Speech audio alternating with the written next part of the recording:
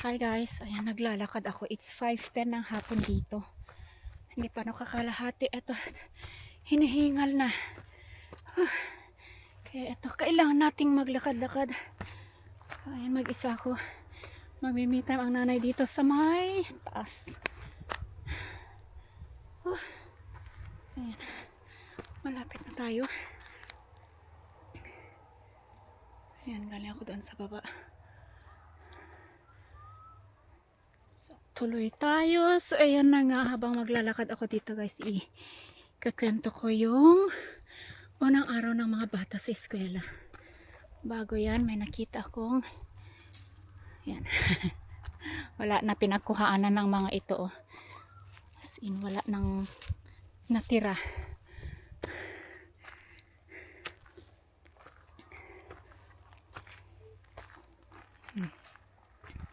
So, ayun.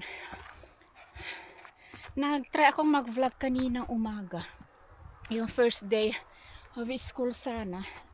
Pero di ko tinuloy. Hindi ko mapagsabay yung... Ay, meron po oh. Meron ba sila nga dito? Hindi ko napagsabay yung pag-vlog. Sa ano kasi, anong oras na ako nagising? 6:30 naman, pero sabi ko magko-concentrate na lang ako sa paghanda ng mga baon at gamit ng mga bata.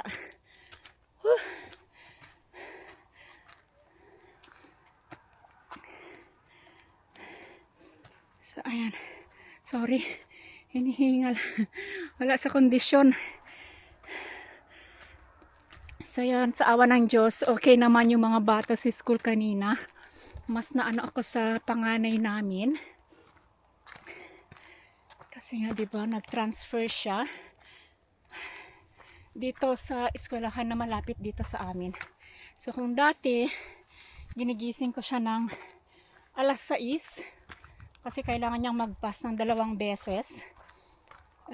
Mula dito sa amin hanggang sa sentro, tapos hanggang sa sentro. Ay, mula sentro hanggang sa dating eskwela niya. Ngayon ay ginising ko siya ng mga 7. Hindi na siya masyadong maagang nagigising. Hindi ko maano itong hingal ko. So yun nga, super ano siya, super saya niya. Kitang-kita mo yung mukha niya na basta na ano siya. Sabi niya na mas, ano ba yung tawag niya kanina? Chill, relaxing. Kasi nga, mas marami siyang kakilala. Halos lahat ng nasa school na nasa grade niya, grade 9 ay, may ibon. Kakilala niya. Hindi katulad doon sa private school na pinasukan niya dati na yun nga, kukunti lang yung kakilala niya. Tapos kung dati may mga everyday pala, everyday alas 3 siyang natatapos, tapos magbabas pa siya pa uwi. Ngayon may mga araw na 1 o'clock ata, hindi ko lang alam kung anong days yun, hindi ko nakita yung schedule niya. So may time siya na magpahinga bago siya pumunta ng kanyang training, mga ganon. Si Sofia naman nagreklamo kasi nga first day of school may gym sila. Nag push ups daw sila, tapos naligo din sila doon kasi pati sina Lucas ay mag-start na din maligo sa school, mga grade 3. Si Lucas naman okay lang naman. Nakita ko siya kanina sa school. Maganda naman yung ano niya sa mga kaklase niya, laro niya pag nasa labas sila. So yan guys, nasa ano na, sa taas na ako. So thank you Lord, at ano naman, smooth naman yung umpisa ng araw namin ngayon. Kahit may trabaho ako kanina, 8 o'clock ako pumasok, 8:15 yung pasok nila. So mas nauna akong pumasok kaysa sa kanila. So, hindi naman si Mr. sa bahay kanina. So, ayan. Oh, ang ganda oh. Nasa 24 degree siya ngayon. Ayan. So, dito ako sa may Bugafel Tokpen. Ano ko dito sa view. Ayan. Ang ganda. Ang sarap magmuni-muni dito.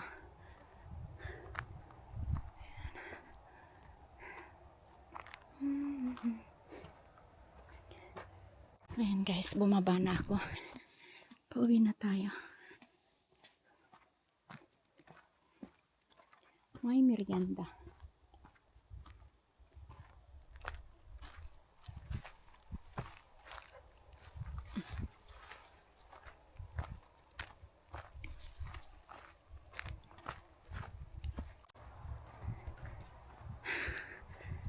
Ayan, pauwi na ako guys.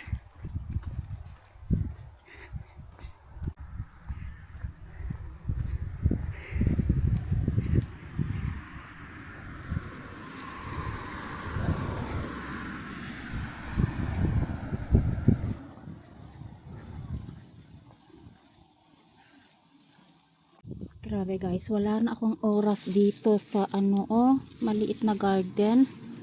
Ayan, may mga strawberries na hindi napipitas. Tingnan nyo may mga bunga pero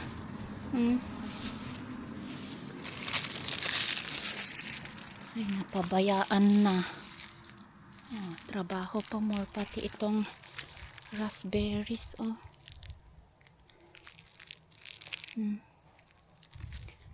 kailangan kong magdilig. Yung mga bunga ng red currants kinain na ng mga ibon, wala nang tinira.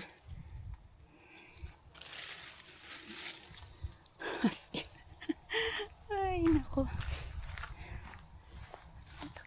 nasira na sila.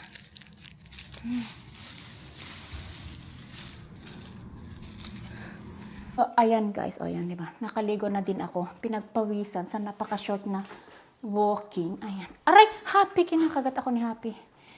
Ready na din yung liligpitin kong nahugasan ng dishwasher.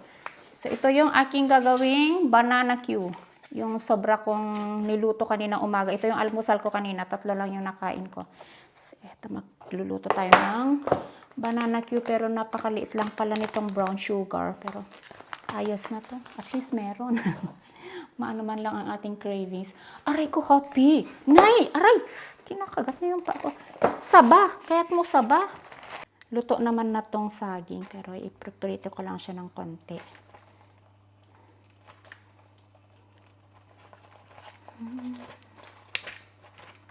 Wala pa yung boys. May kanya-kanyang training. No, diba? Nag-start na agad-agad ang training.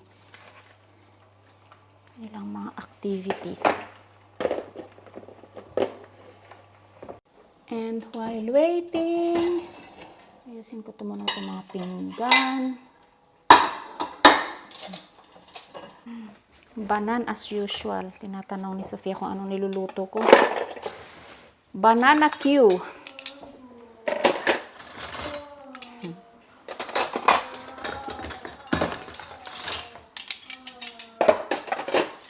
Okay, udah Sofia.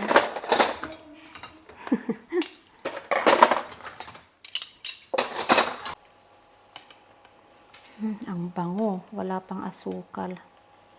So last na na to, pack. Wala na, ubos na. Bibili na naman ako pag nagpunta ako ng Asian store ng saba. Ayan. Lagi ako may stock ng saba guys. Ito yung isa sa mga paborito ko. At pang madali ang ko din. Pag gutom na. Ayan. Hindi ko alam guys kung pare-parehas tayo ng pagluluto ng banana Q, pero ganito ako magluto. Okay na to kasi na naman na to. Luto naman na siya. Tapos, ilalagay ko yung asukal. Tapos tutunawin ko lang siya. Ayan.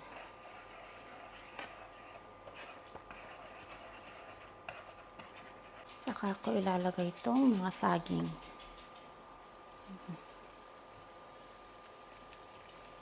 Ang bango as in. Happy. So, ayan. Diyan na si Isaac. Tapos na yung training niya. Si Mr. at si Lucas nasa ano pa, football field. Hello! Happy. Tapos na siya, guys. Ayan, para feel na feel ko talaga yung banana. Yeah. You want banana Q? Lalagyan ko siya ng stick. Så, ayan. Til hvem da? Ja, men hørte ikke når du gikk, men så bare deg på vinduet. Men jeg hørte døra, altså. Når du gikk. Oi. Gikk det greit? Ja.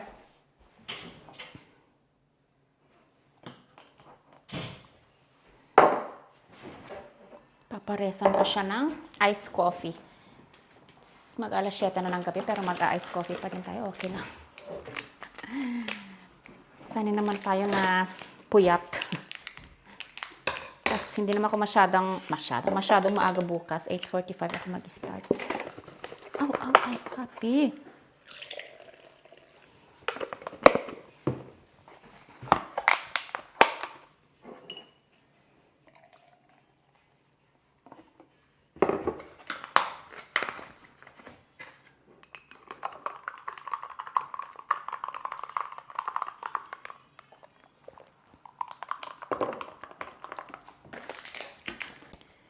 So, ayan guys, kain tayo. Merienda. Merienda, alas 7 na. Alas 7 ng gabi. Apo, napudot, mainit.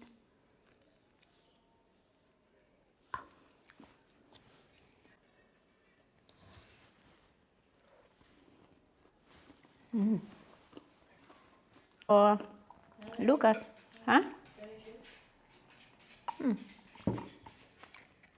De er ferdig klokka 6:30, er det det? Au.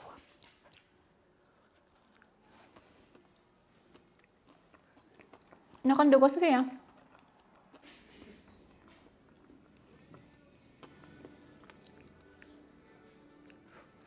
Au. Kan du skrubbe litt, anak? So, ayan guys, thank you for watching. So, ayan, sana hindi kayo magsasawa. God bless and see you in my next vlog.